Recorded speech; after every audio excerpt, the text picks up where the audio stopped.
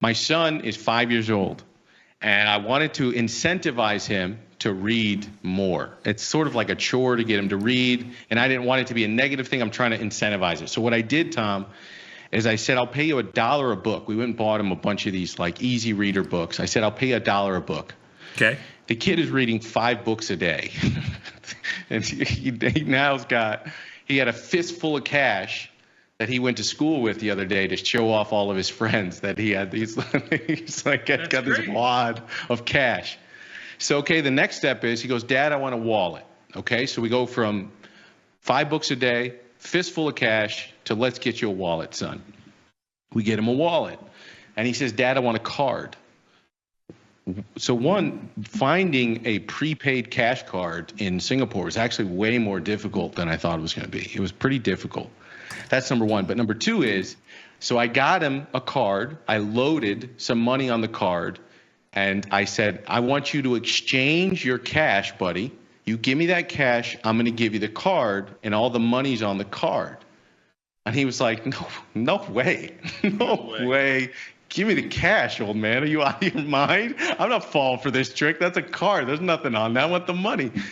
So I'd explain to him like what a credit card is and the difference between cash. But the interesting thing here is, one, that with $1 per book, my son turned into LeVar Burton from reading Rainbow all of a sudden. That's number one. But number two is I got to thinking about a cashless society. Like 85% of transactions in 2024 globally were cashless. And that'll be 90% at point of sale transactions cashless by 2028. And, you know, with China, Japan, Sweden, all doing trials on central bank digital currency, with the Bank of England and the ECB getting ready to do similar. I think the Bahamas launched digital currency as well. And, you know, politically, we keep hot potatoing it back and forth in the U.S. I realized I sort of have your opinion on digital currencies, but I don't think I ever asked you what your opinion is of moving to a cashless world, whether you were in favor of it, whether you're against it, whether you had strong opinions one way or another, and what you feel like the drawbacks and positives would be of moving to a cashless world.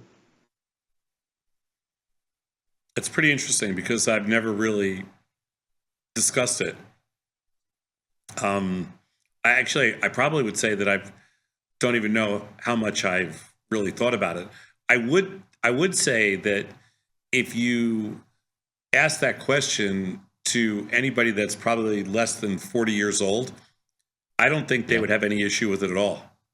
I think that they the would 18 to 24 crowd is like heavily cashless. Yeah. I think, you know, I had a bunch of people over at my house the other day for the Super Bowl, and we decided to do a Super Bowl squares, right? And each square we decided we'd make $5, so there'd be 100 squares.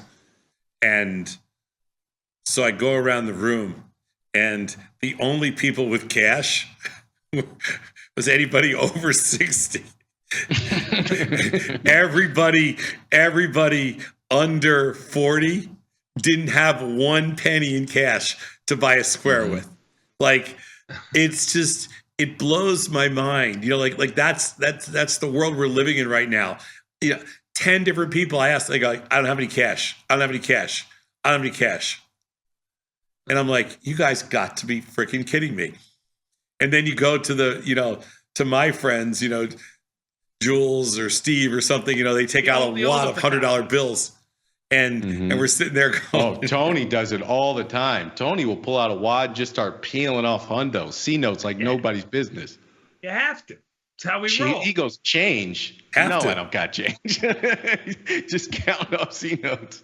I'm guessing, though, as a futurist, you've got no problem with moving towards a cashless society. Is that fair? I could adopt to it if I had to. I like having cash.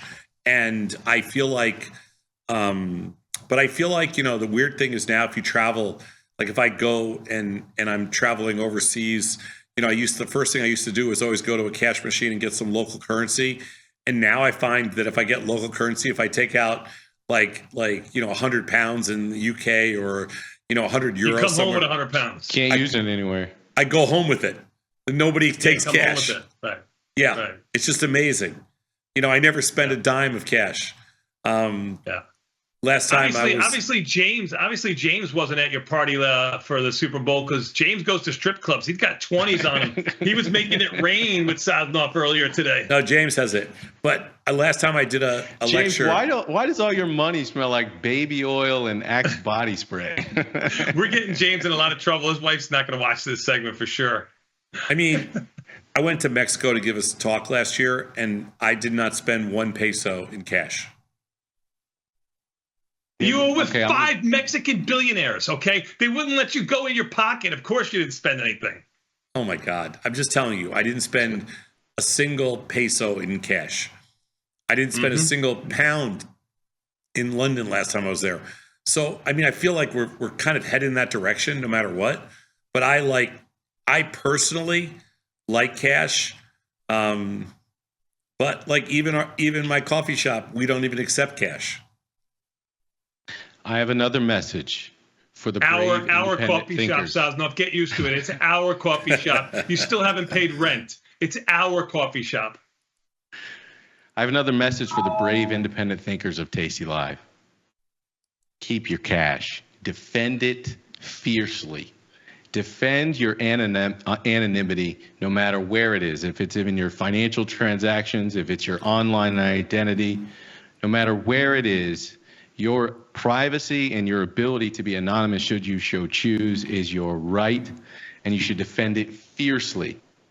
Can we move to a world where potentially we have some mix of physical currency and electronic digital currency? Sure. But I think moving to a world where we just give this up and shops stop dealing in it, I think that's not a great world. And I'll give you an example. This is from Brookings, so not a conspiracy. Does this fall under your liberal approved institution, the Brookings Institute? Or are you going to call this a conspiracy theorist site? What are you Maybe going to say? racist, but go ahead. It depends on whether you agree. Yeah, that checks out. All right. If the economy is speaking to the idea of the flexibility we would have with a digital currency in a cashless society, if the economy is cratering and the Fed has already cut the short-term interest rate it controls to near zero, its options are limited.